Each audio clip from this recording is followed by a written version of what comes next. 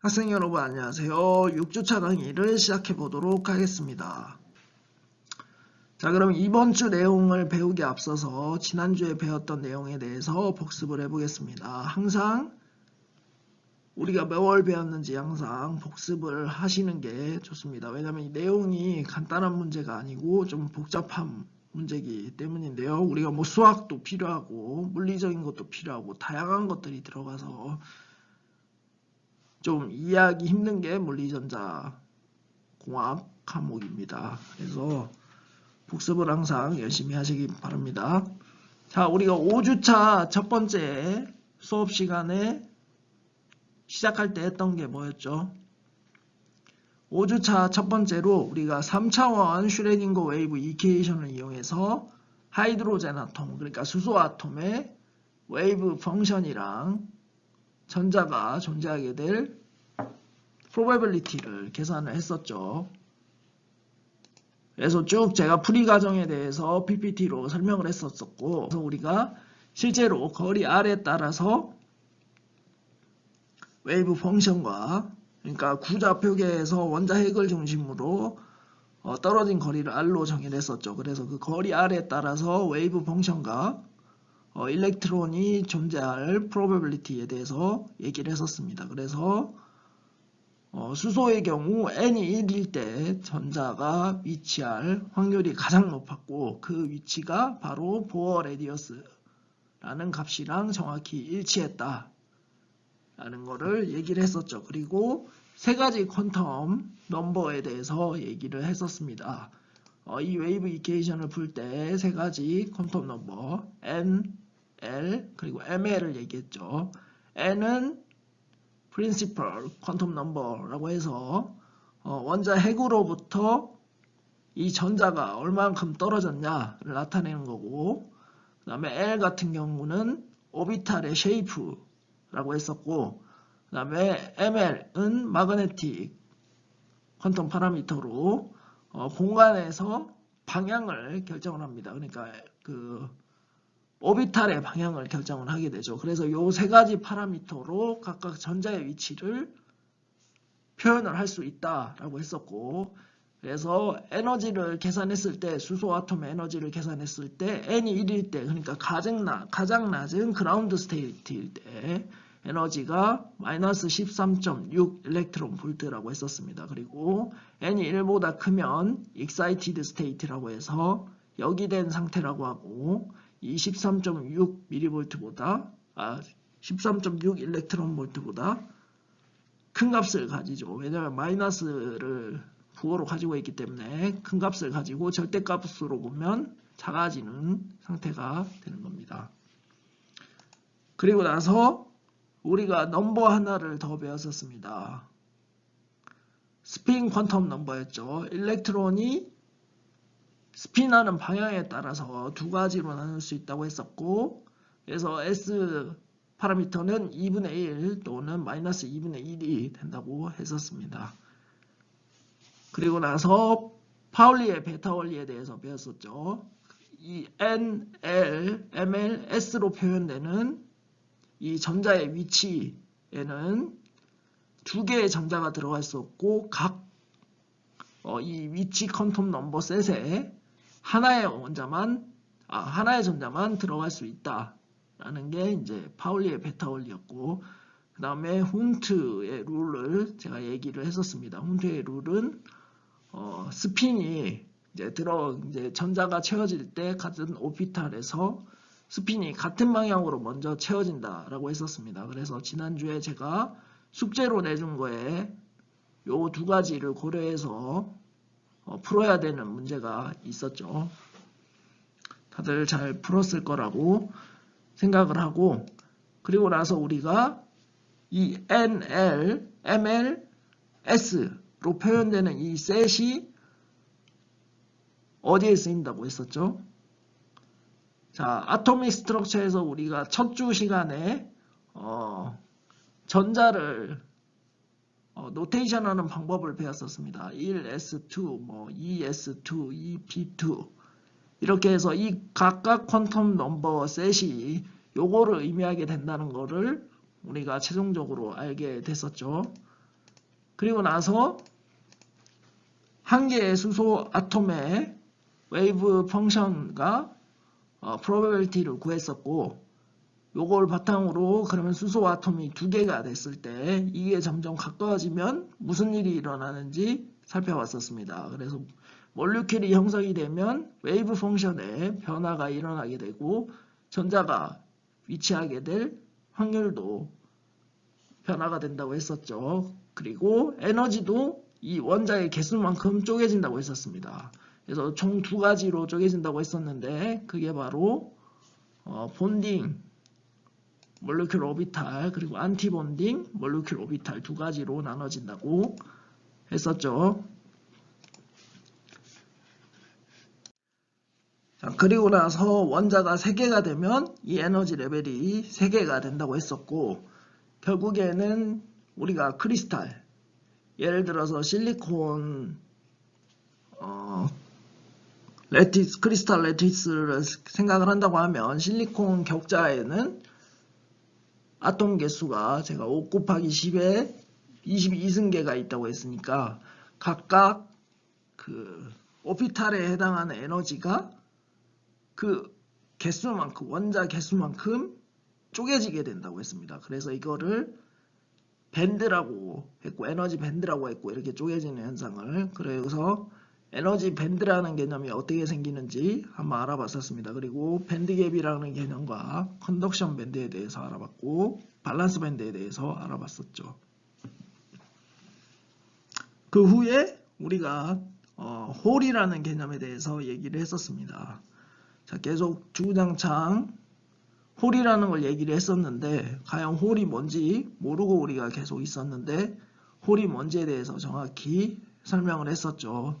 쉽게 말해서 밸런스 반대에서 전자가 빼서 사라진 빈 공간을 홀이라고 하고, 어떻게 보면 파티클이 아닌데 가상으로 파티클인 것처럼 표현을 했었죠. 그 이유가 우리가 이제 F는 ma라든지 이런 일반 물리의 뉴턴의 법칙을 사용하기 위해서 이런 가상의 개념을 적용을 했던 거고, 그 후에 에펙티브 매스에 대해서 얘기를 했었습니다. 에펙티브 매스는 실제 전자의 질량을 의미하는 게 아니라 실제 전자의 질량은 진공 상태에서의 질량이 되겠고, 이게 격자 내로 들어가면 각각 그 격자 내에 존재하는 아톰과 전자들에 의해서 콜럼버릭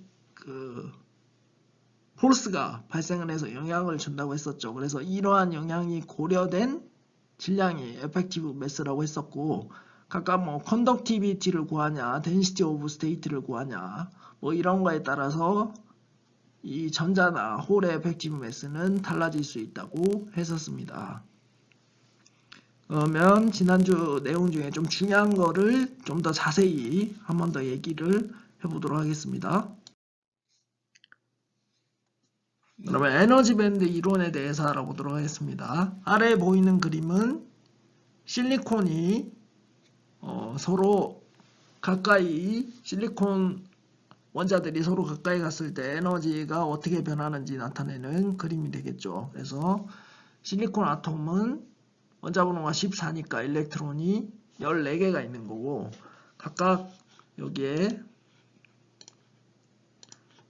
N, L, M, S로 봤을 때 각각 1S, 2S, 2P는 오비탈이 전자로 꽉 차 있는 거고, 3S도 전자가 2개가 차 있고, 3P는 전자가 6개가 들어갈 수 있지만 2개가 들어가 있는 상태가 되는 거죠. 여기 N들은 아톰의 개수를 고려를 해서 N이라고 표시를 한 겁니다. 그래서 요 밑에 2P, 2S, 1S는 뭐 코어라고도 하는데, 이 부분들은 굉장히 전자가 꽉 차 있고 원자 핵과의 어떤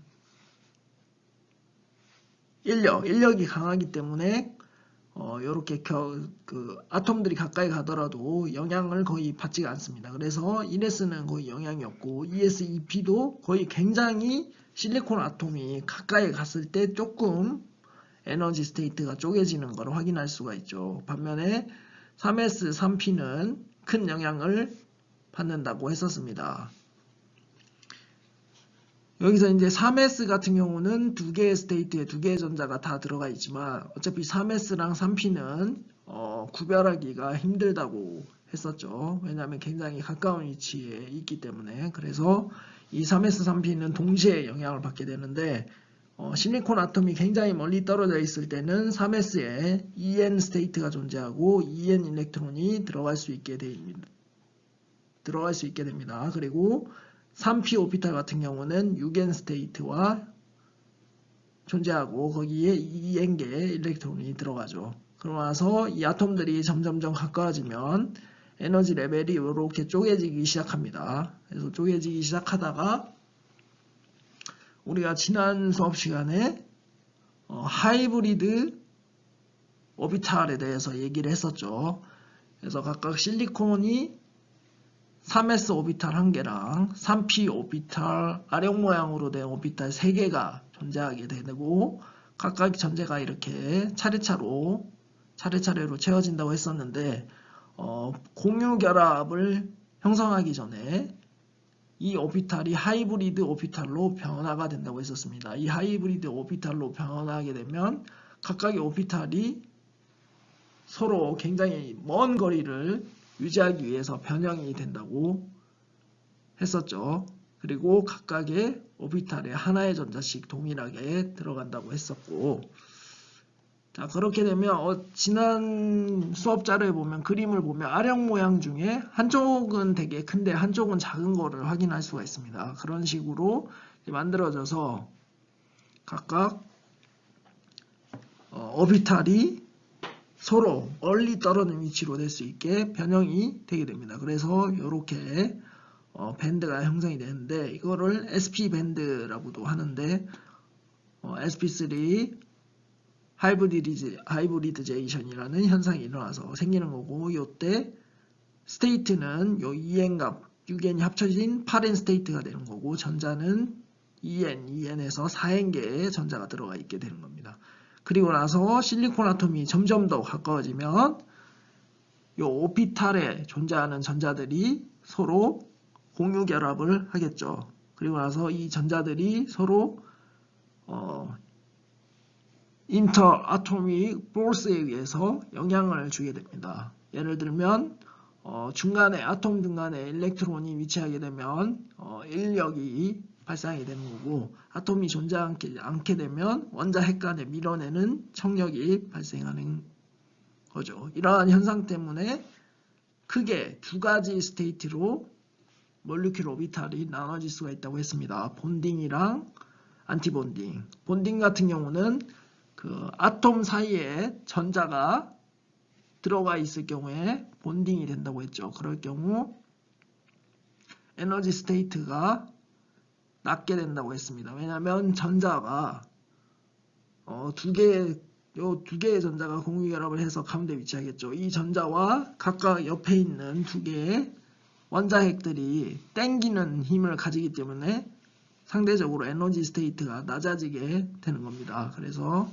이렇게 되는 거고 이때 스테이트는 4n 스테이트로 존재하게 되고 일렉트론은 4n개가 들어가 있게 되는 거죠. 그래서 요거를 밸런스 밴드라고 한다고 했었고 요 위쪽 같은 경우는 안티본딩 오비탈에 의해서 생기는 영역입니다. 안티본딩 오비탈은 원자핵끼리 서로 밀어내거나 아니면 전자가 서로 스핀이 패러럴해서 밀어낼 경우에 생기는 현상입니다. 그래서 여기 8n에 붙어 있던 게 각각 4n으로 쪼개지는 거죠. 4n으로 쪼개지고 여기는 4n개 일렉트론이 존재하고 여기는 0n개 일렉트론이 존재하게 되는 겁니다. 그리고 가운데 밴드갭이라는 게 형성이 되고 이 가운데 밴드갭에서는 어떠한 전자도 존재할 수가 없다고 얘기를 했었죠.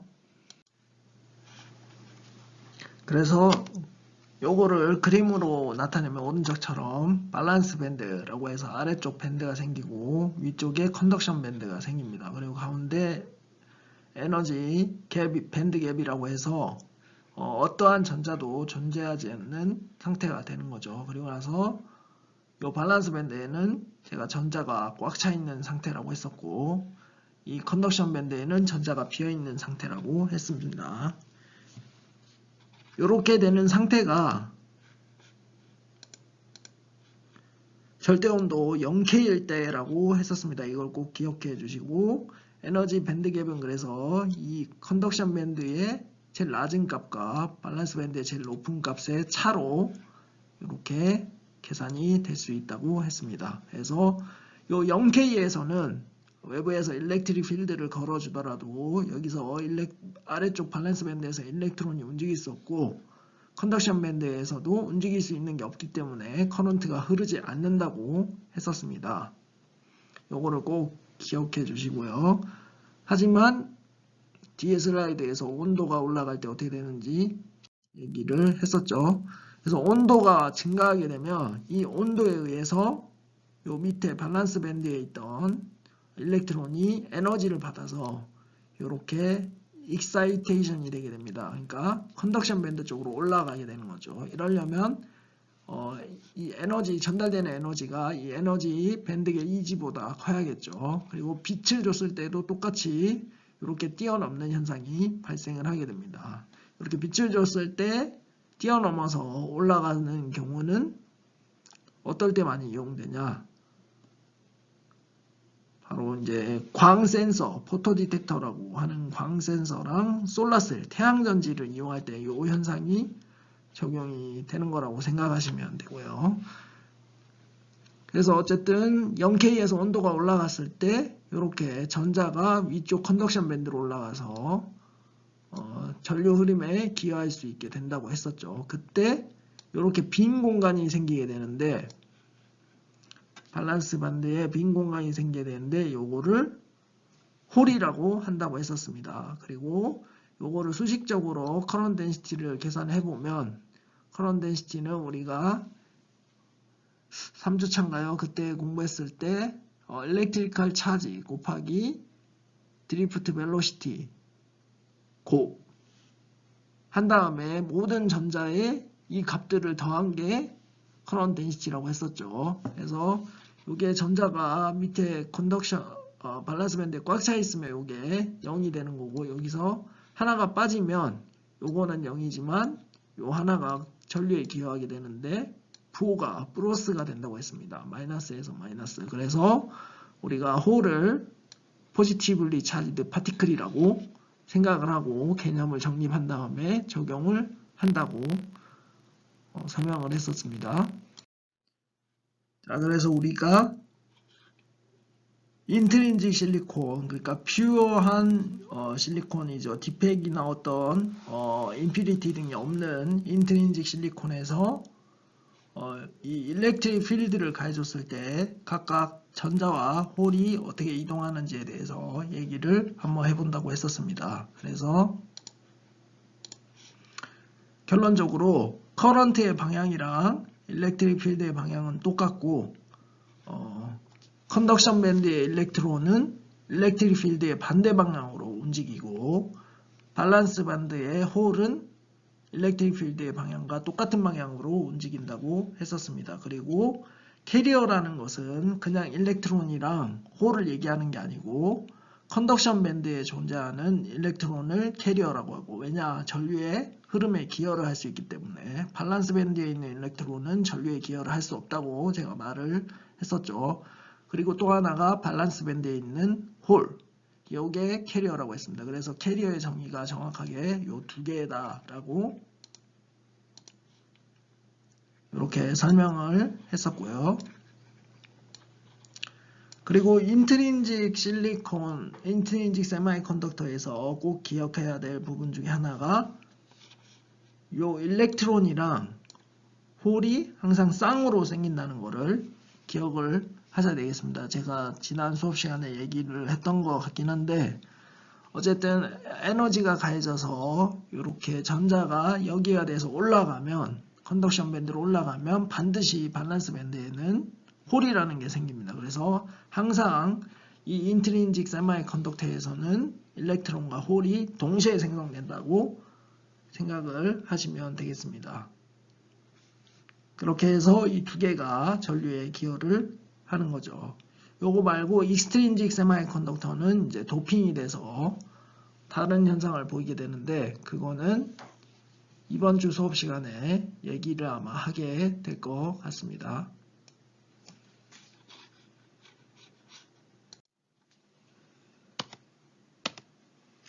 그래서 홀이라는 개념이 지우개로 좀 지워야겠네요. 그래서 홀이라는 개념이 가상의 개념이라고 했고, 이게 어떻게 실제로 전류를 흘려주는지에 대해서 설명을 했었죠.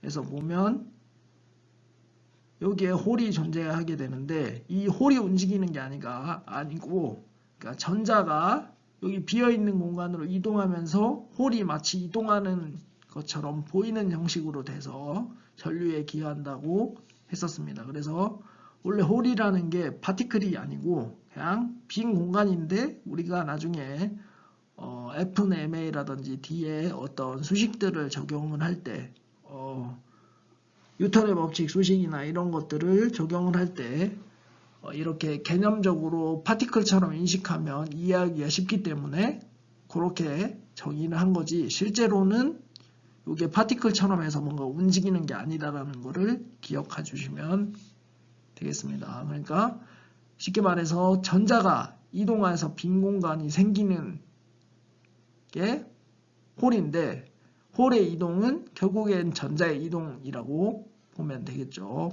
그 밸런스 밴드에. 하지만 요거를 좀 더 위쪽 컨덕션 밴드 일렉트론이랑 이쪽 밸런스 밴드 일렉트론이 움직이는 거를 좀 개념을 다르게 정리하기 위해서 이렇게 홀이라는 거를 도입을 했고, 실제로 이렇게 전류에 기여한다는 거를 기억하시면 되겠습니다. 그래서 여기 제가 적어놨죠. 홀은 근처에 있는 밸런스 일렉트론이 자리를 교체하면서 움직이게 되는 거다 라고 여기에 적어놨습니다. 그걸 꼭 기억해 주시면 고맙겠습니다.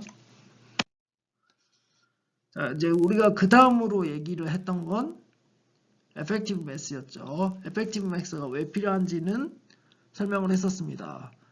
그러니까 우리가 이제까지 프리스페이스, 백큐um 상태에서 전자의 모션에 대해서만 다뤘었죠. F는 뭐 Q라든지 이런 것들.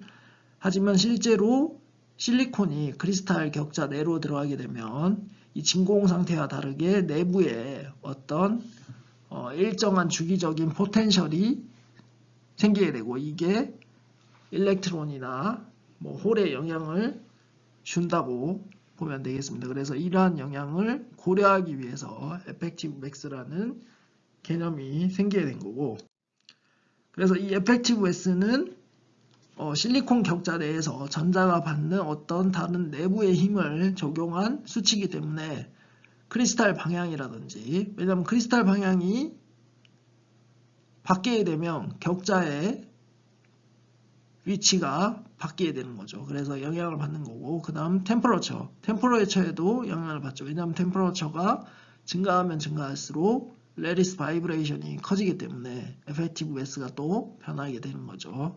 그래서 이런 것들에 크게 영향을 받고, 각각의 어떤 계산하는 어떤 파라미터에 따라서 이 에펙티브 매스 값은 달라질 수 있다. 그래서 보통 에펙티브 매스는 여기 밑에 보이는 것처럼 뭐 mn 스타, 뭐 스타로 표시하는 게 에펙티브 매스가 되겠는데, 이렇게 mn 스타에서 딱 값을 명시하는 게 아니고 보통 백큐um 상태의 일렉트론의 전자의 B로 많이 표시를 하게 됩니다. 그래서 요거 같은 경우는 상온에서 300K에서 컨덕티비티를 위한 일렉트론이랑 홀의 에펙티브 매스가 되겠습니다. 그래서 각각 값들을 보면 1보다 작은 것을 알 수가 있죠. 즉 이제 프리스페이스, 그러니까 백큐um 상태에서 일렉트론이나 홀의 질량보다 이러한 실리콘 격자 내에서 질량이 훨씬 작게 느껴진다는 얘기가 되겠습니다. 왜냐하면 요거 B가 되는 거기 때문에.